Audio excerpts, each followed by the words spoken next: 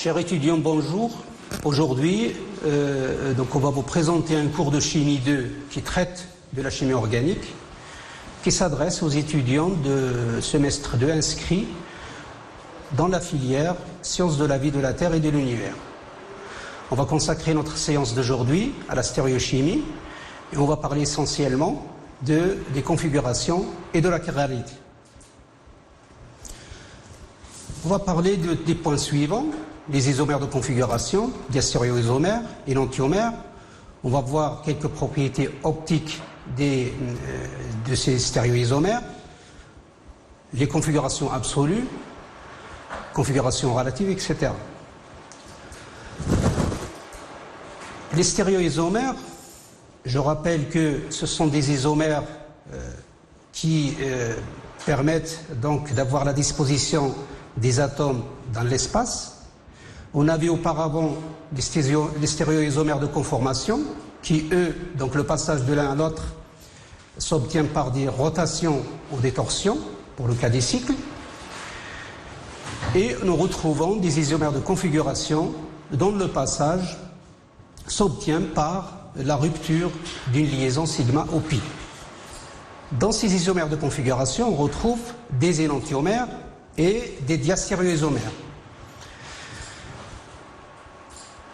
Les énantiomères ont des structures qui sont images de quand on parle de deux énantiomères, donc on a deux structures qui sont images l'une de l'autre, non superposables.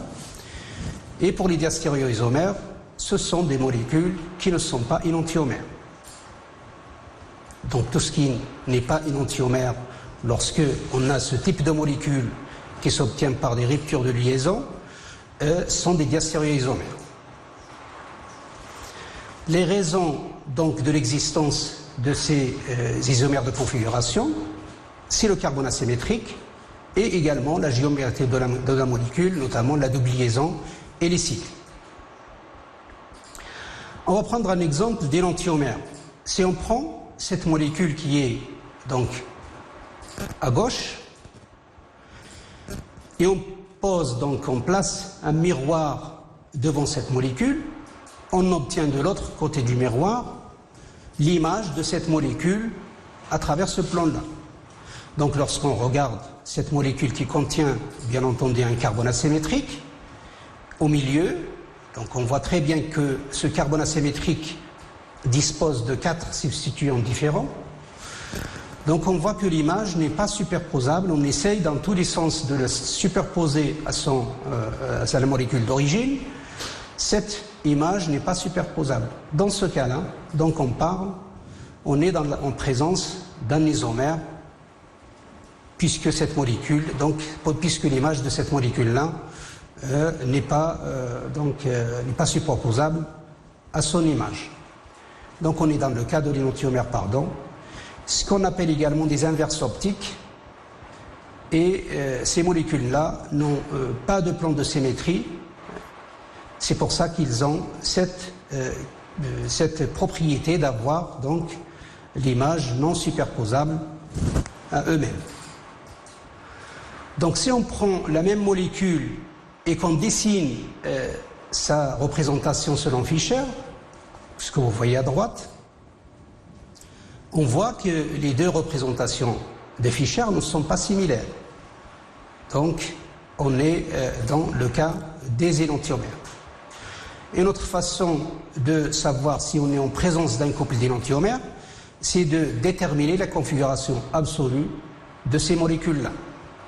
Une configuration absolue R, lorsqu'on change de configuration, on inverse la configuration, on est en présence d'un couple d'énantiomères. Ces énantiomères ont un certain nombre de propriétés. Donc pour les propriétés chimiques, ils sont identiques. Les propriétés physiques sont également identiques, sauf une propriété, qui est donc le pouvoir rotatoire. Ce qui fait d'elles, de ces molécules-là, des substances chirales. Et c'est quoi ce pouvoir rotatoire? C'est que ces molécules, elles ont la capacité ou la propriété de faire tourner la lumière polarisée dans un sens ou dans l'autre. Donc ce pouvoir rotatoire s'obtient par la formule de Biot, en utilisant l'équation alpha entre accolade qui s'appelle le pouvoir rotatoire spécifique, qui est spécifique à chaque énantiomère.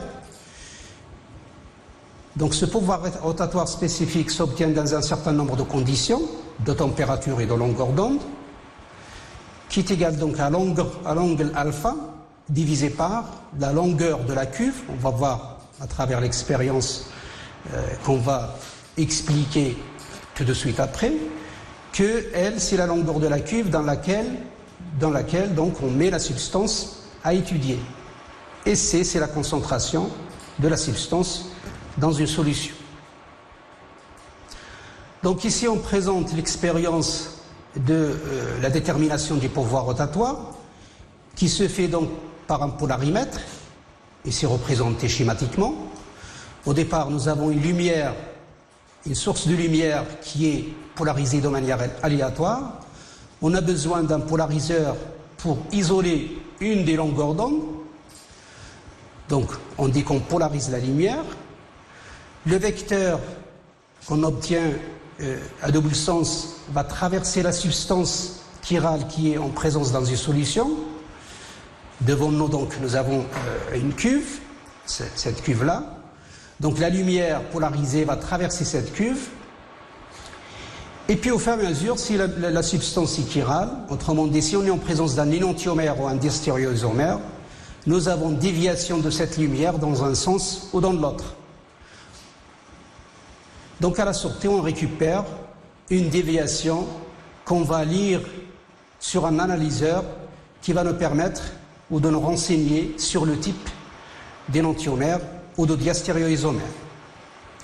Lorsque l'angle alpha obtenu à la sortie s'oriente vers la droite, on est en présence d'un énantiomère dextrogire, et lorsque la lumière est déviée vers la gauche, on va obtenir un pouvoir rotatoire négatif, et on dit qu'on est en présence d'un énantiomère lévogire, qu'on symbolise également dextrogire par petit d ou plus. L'énantiomère lévogire est symbolisé par petit l ou moins. Il y a des conditions dans lesquelles on parle d'un mélange racémique. Un mélange racémique, c'est lorsqu'on est en présence des solutions dans laquelle on mélange autant d'énantiomères dextrogire que d'énantiomères lévogire. C'est-à-dire on met 50% de chacun en termes de concentration.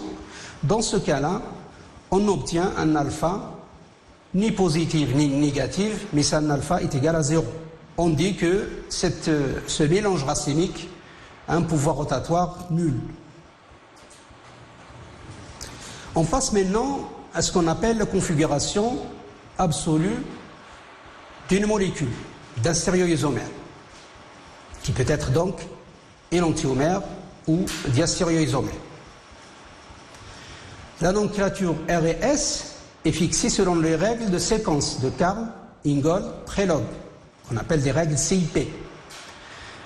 Voilà ici la procédure représentée, on verra par la suite un exemple. Les critères utilisés sont le numéro atomique Z, donc on classe les atomes, là on a besoin bien entendu d'un carbone asymétrique. Je rappelle qu'un carbone asymétrique est un carbone qui dispose de qui fait 4 liaisons avec 4 substituants, tous différents. Donc à partir du moment où on a classé ces substituants selon leur Z atomique, en cas d'égalité, des numéros atomiques, on considère le deuxième rang. C'est-à-dire si on est en présence d'une chaîne longue, c'est que le carbone asymétrique va faire une liaison avec le premier niveau, le premier atome, et puis en cas de besoin, on passe au deuxième niveau, voire troisième niveau. Il y a également une règle des isotopes, c'est que les isotopes lourds, comme ce que vous voyez ici pour le cas de l'hydrogène, le tritium dépasse dans la classification le deutérium, qui dépasse à son tour l'hydrogène. Pour les liaisons multiples, ils sont considérés comme autant de liaisons simples. Lorsque, par exemple, on est en présence d'une double liaison, on va la dissocier, on considère que le carbone asymétrique est lié 2 fois à 2 carbones, donc une liaison multiple va être dissociée. On voit ici un exemple. Donc la fin de la procédure est la suivante. On observe le carbone asymétrique. On observe le carbone asymétrique de manière à ce que le dernier substituant dans le classement est situé à l'opposé de l'observateur.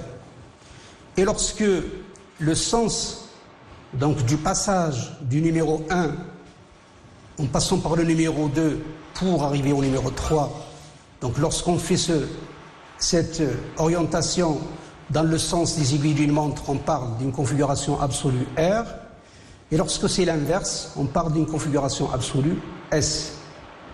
Prenons cet exemple, donc cette molécule qui contient un brome, un chlore, un iode et un hydrogène. On a dit qu'on commence par classer les substituants liés au carbone asymétrique par leur Z atomique. Donc on voit que l'iode dépasse, en termes de numéro atomique, l'iode dépasse le brome qui dépasse à son tour le chlore et l'hydrogène est en dernier. Donc on va commencer par numéroter ces substituants-là. Donc le premier c'est l'iode, le deuxième c'est le brome, suivi du chlore. Et puis en 4e position, on retrouve l'hydrogène. On a dit que l'observateur va se placer à l'opposé du 4e substituant. Donc il regarde le carbone asymétrique de manière à ce que le substituant numéro 4 est derrière le plan dans ce cas-là. Après, on va tourner dans le sens du premier substituant passé par le deuxième pour arriver au 3e. On voit qu'on fait le sens inverse des aiguilles d'une montre. Donc, ce qui nous mène à dire que cette configuration absolue, ou la configuration absolue de ce carbone, est de type S. Un autre exemple à ce niveau-là, donc on voit que la molécule à gauche donc, dispose de 4 substituants tous différents, donc il s'agit d'un carbone asymétrique. On va faire la classification comme tout à l'heure. Donc on voit que le chlore dépasse tous les autres substituants par rapport à son Z atomique. Le 4e c'est l'hydrogène, suivi du méthyle, de l'éthyle qui est en 2e position, et le méthyle qui est en 3e position. Et dans ce cas-là, on voit comment on a pu classer le méthyle, l'éthyle en 2e position et le méthyle en 3e position. On voit ici que pour le cas du méthyle, le carbone asymétrique, ici, il y a un carbone. Également pour le méthyle, il y a un carbone. Après, comment on va différencier entre les deux? C'est que ces méthyl, l'éthyle va avoir donc dans le premier niveau un carbone, mais le deuxième niveau, on a le carbone qui est lié au carbone et 2 autres hydrogènes. Pour le cas du méthyle, le carbone est lié à 3 hydrogènes. C'est pour ça qu'on a classé donc l'éthyle devant le méthyle. Donc l'éthyle est en 2e position. L'observateur donc va se placer pour regarder de manière à ce que le 4e substituant, qui est ici l'hydrogène, est à son opposé. Et puis il va faire le tour. Vous voyez qu'il passe par le chlore pour aller derrière le plan, pour passer par le numéro 2 qui est l'éthyle, et revenir sur le 3e substituant qui est le méthyle, donc pour mener à une configuration absolue R, puisqu'on fait le sens des aiguilles d'une montre. Il faut savoir que, également à partir d'une représentation de Fischer, on peut avoir ou déterminer la configuration absolue. Quand on regarde donc cette représentation de Fischer à droite de l'écran, on va donc classer par ordre de priorité selon le Z atomique les différents substituants liés au carbone asymétrique qui est au milieu. Donc le premier c'est l'oxygène puisqu'il a le Z atomique qui est de 8, suivi du carbone de l'acide carboxylique, suivi du méthyle, et le 4e est sur l'horizontale qui est l'hydrogène. Et comment on procède dans ce cas-là? La procédure diffère légèrement. On lit dans ce cas-là par rapport au sens de l'orientation, donc on voit qu'on tourne dans le sens inverse des aiguilles d'une montre, donc on lit S, la configuration S, mais dans ce cas-là, on inverse la configuration, la vraie configuration de cette molécule est de R. Pourquoi? Parce que le quatrième substituant est situé sur l'horizontale. Si le quatrième substituant, qui est ici l'hydrogène, ou un autre atome situé sur la verticale, on va garder ce qu'on obtient.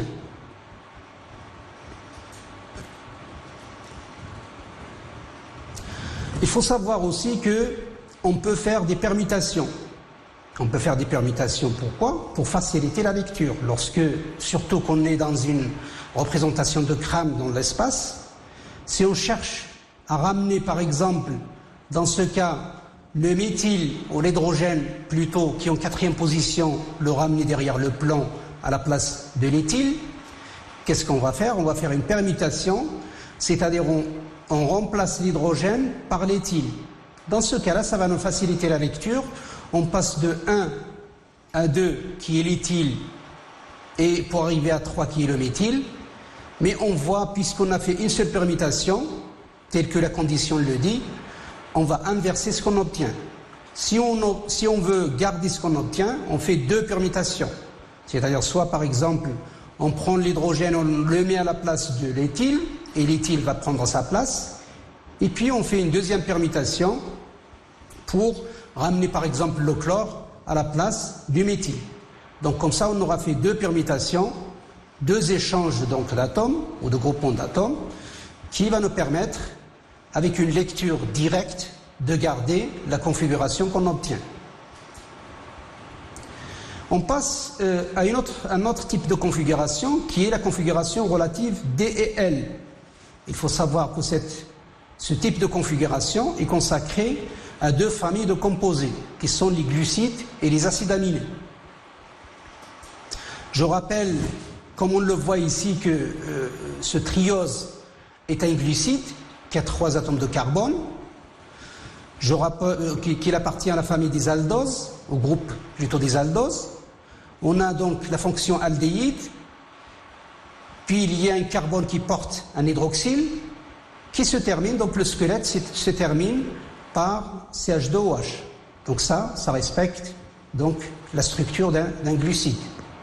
Nous avons l'aldéhyde, au cétone pour les cas des cétoses, mais on a autant de carbone qui portent des hydroxyles à l'intérieur du squelette, mais il faut que le squelette se termine par un CH2OH. Donc on prend cette molécule qui est le D-glycéraldéhyde et on fait son image, on obtient de l'autre côté le L-glycéraldéhyde. Donc et pourquoi c'est D et pourquoi c'est L? Donc cette nomenclature est donnée par rapport donc, au carbone qui est adjacent au CH2OH qui est le dernier de la chaîne.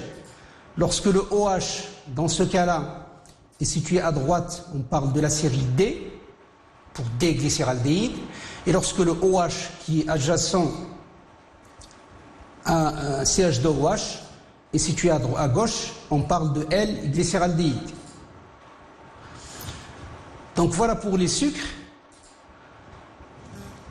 Lorsqu'il s'agit d'un sucre, par exemple la C6, pour le cas du glucose à votre droite, on voit qu'on se base toujours sur le carbone adjacent du CH2OH pour déterminer de quel type de configuration relative s'agit-il.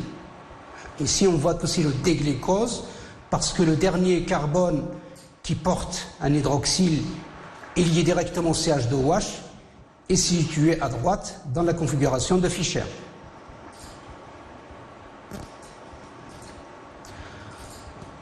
Concernant les acides aminés, la règle change légèrement. Prenons par exemple cet acide aminé qui est la sérine, dans laquelle donc on a représenté dans Fischer selon la configuration, selon la structure donc de Cram ou la représentation de Cram, on a pu donc établir la représentation de Fischer. Et donc tantôt on a le NH2 qui est situé en alpha de la fonction carbonyle, du carbone qui porte la fonction acide carboxylique, pardon. Lorsque ce NH2 est à droite, on a donc une série D, et lorsque le NH2 est à gauche, on a une série L. Donc on se base dans ce cas-là sur la position de NH2 sur le carbone en alpha de l'acide carboxylique. Ça, je rappelle que ça c'est la position alpha, puisque ce carbone-là est en alpha, puisqu'il est lié directement à la fonction acide. Donc lorsque dans Fischer, le NH2 est à gauche, on est dans la série L, et lorsque le NH2 est à droite sur ce carbone en alpha de la fonction carboxylique, on est dans le cas de la série D. Et systématiquement, lorsqu'on prend par exemple un acide aminé qui est beaucoup plus lent, donc la chaîne est beaucoup plus longue, on voit pour le cas de la thréonine, mais on retourne toujours à au carbone qui porte l'amine, mais qui est situé en alpha de la fonction carboxylique. Donc là, on est en présence de L-thréonine. Attention, D ou L n'implique pas que le composé dextrogire ou lévogire. C'est une coïncidence, mais le sens du pouvoir rotatoire qui va donc indiquer est-ce que un stéréoisomère chiral va orienter la lumière vers la gauche ou vers la droite est déterminé par le petit d et le petit l. Donc il ne faut pas confondre les deux. Là, la représentation, la configuration relative dont on parle ici, il s'agit de grand D et grand L. Parlons maintenant des stéréoisomères qui contiennent deux carbones asymétriques. Il faut savoir que lorsqu'on est en présence de deux carbones asymétriques, on obtient 2 à la puissance n stéréoisomères. Ici, 4 stéréoisomères pour cette molécule-là, qu'on a pris, il s'agit d'un aldéhyde, hydroxylé sur tous les carbones de la chaîne. Donc, lorsqu'on regarde cette molécule, on voit qu'on a une fonction aldéhyde qui est la fonction principale, donc qui porte le numéro 1. La chaîne principale va être numérotée et on voit qu'on est en présence de deux carbones asymétriques, le carbone numéro 2 et le carbone numéro 3. Cette molécule a pour nom 2,3,4 trihydroxybutanal.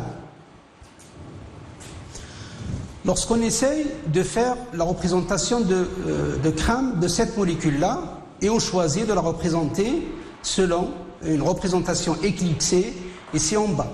Donc, nous avons la fonction aldéhyde, la chaîne principale est éclipsée, et puis on va essayer de déterminer la configuration absolue des deux carbones asymétriques, celui situé en position 2 et celui situé en position 3. Donc on a ici la classification, le carbone asymétrique en position 2, donc dans l'ordre de priorité du Z atomique, nous avons l'hydroxyle, suivi de la fonction aldéhyde, et suivi du carbone en position 3, qui est à son tour asymétrique, et en dernière position, nous avons l'hydrogène. Donc toujours en utilisant bien sûr les règles de séquence de Karl, Ingold, Prelog, qui se basent sur le numéro atomique. Donc voilà pour le carbone, on obtient comme ça, si on place l'observateur qui va déterminer la configuration absolue à l'opposé du quatrième, on voit qu'on est en présence d'une configuration absolue 2R. Pour le carbone numéro 3, on fait le même travail, on fait une classification dans ce sens, et puis on a une configuration absolue 3R. Fischer, bien entendu, va se placer à l'opposé du squelette qui est à l'arrière, donc à son opposé, qui est éclipsé, va permettre donc de déterminer cette configuration absolue ici. Donc avec les deux configurations absolues, R et R, selon Fischer, donc on a cette représentation. Donc voilà pour cette représentation de Neumann, on fait le même travail, donc on observe l'axe C2, C3, et ça permet d'avoir cette conformation de Neumann. Souvenez-vous que cette molécule qu'on vient de voir, elle est située ici, elle a comme représentation donc R, elle a comme configuration pardon R et R. Donc son image par rapport à un miroir va avoir donc l'opposé. Donc on est en présence d'un couple d'énantiomères. Pourquoi? Parce que l'ensemble des configurations absolues est inversé. Et là, on a dit qu'on est en présence de 4 stéréoisomères, l'autre possibilité qui nous reste, c'est une représentation dans laquelle nous avons les OH, les hydroxyles de part et d'autre. Donc on a RS qui s'inverse pour donner SR. Donc on voit que l'ensemble des configurations absolues sont inversées. Donc on est en présence d'un couple d'énantiomères. Les relations 1 et 2, 3 et 4 sont des relations d'énantiomères, énantiomérie. Et puis les autres relations, 1 et 3, 1 et 4, et puis 2 et 3 et 2 et 4, sont des relations de diastéréoisomérie. La séance d'aujourd'hui est terminée, donc je vous remercie pour votre attention et rendez-vous dans un autre cours.